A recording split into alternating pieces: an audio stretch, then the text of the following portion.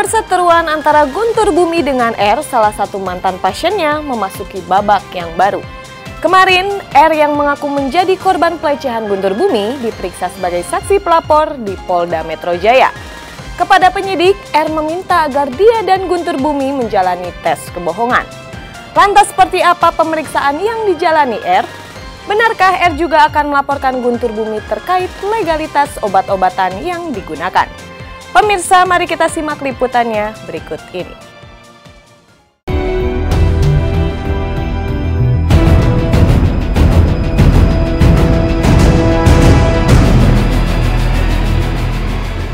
Kontroversi di balik pengobatan ala Guntur Bumi mulai merambah ke ranah hukum. Setelah sebelumnya antara pihak Guntur Bumi dan mantan-mantan pasiennya lebih banyak hanya bersilang pendapat berbalas kata, kini kedua kubu harus mulai bersiap-siap berhadapan dengan aparat penegak hukum. Pada hari Rabu kemarin, penyidik Polda Metro Jaya memanggil R sebagai saksi pelapor. Sebelumnya, R telah melaporkan Guntur Bumi dengan sangkaan melakukan tindak pidana penipuan dan pelecehan seksual. Hari ini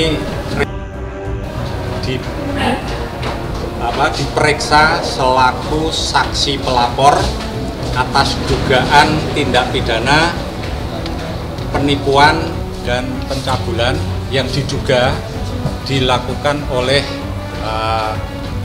UGB ya, di BAP mulai tadi jam 11 sampai jam 6 sore ini dengan menjawab 18 pertanyaan.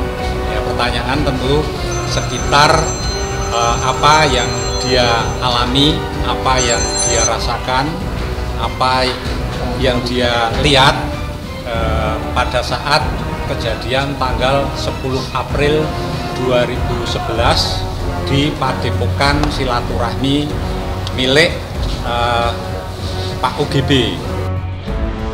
Saat diperiksa, pihak R juga sempat meminta kepada penyidik agar melakukan pemeriksaan dengan menggunakan alat tes kebohongan kepada semua pihak yang diduga terkait dengan kasus ini.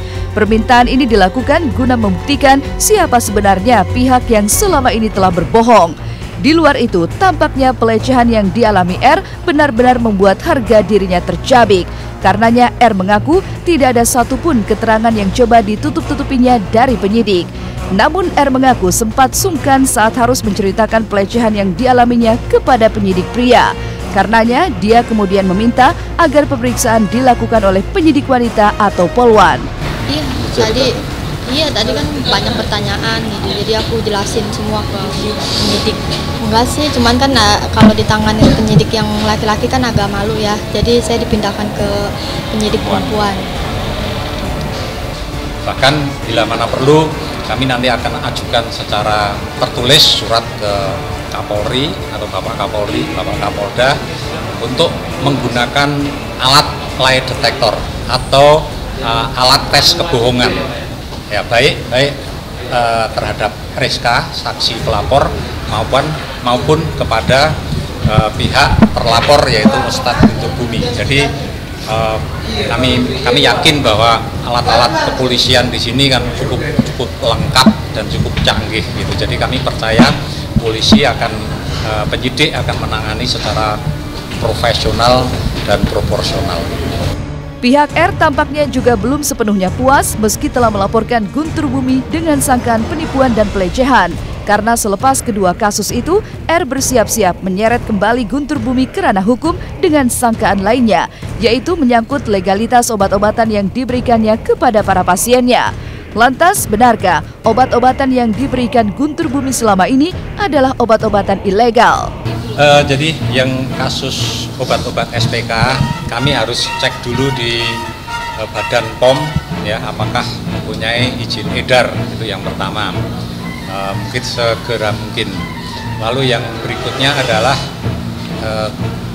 kami akan cek ya ke BP POM apakah mempunyai izin edar dari obat yang pernah diberikan oleh UGB maupun asistennya kepada Rizka. Terlepas dari tensi tinggi antara kubu R dan Guntur Bumi, belakangan muncul fenomena lain dari kasus ini.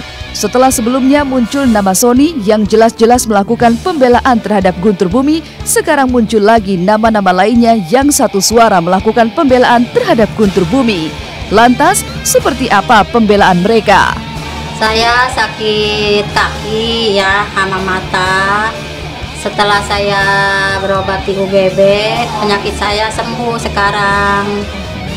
Kan teman-teman berobatnya bukan di tempat yang gelap, di tempat yang terang, bukan yang dibilang orang-orang yang di luar itu, masyarakat. Kata orang-orang katanya saya pasien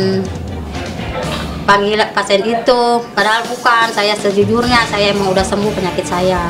Saya pasien UGB. Saya memang udah pernah sakit kaki sama kepala, tapi alhamdulillah berobat ke situ sembuh lah. Nggak pernah dipungut biaya apapun, cuman saya ngasih sodako sama impak. Udah saya mah itu langsung sampai sekarang sembuh pengobatan dia. Tapi saya nggak pernah dipungut biaya apapun sama UGB, enggak. Pasien-pasien yang nampak ditunjukkan di TV, saya berani jamin itu rekayasa. Ya, artinya di dalam social engineering ada dibuat semacam penolakan terhadap yang nyata ratusan atau ribuan orang merasa dirugikan. Jadi dia mau berapa banyak, coba aja kumpulkan, berapa banyak dia sanggup. Silakan.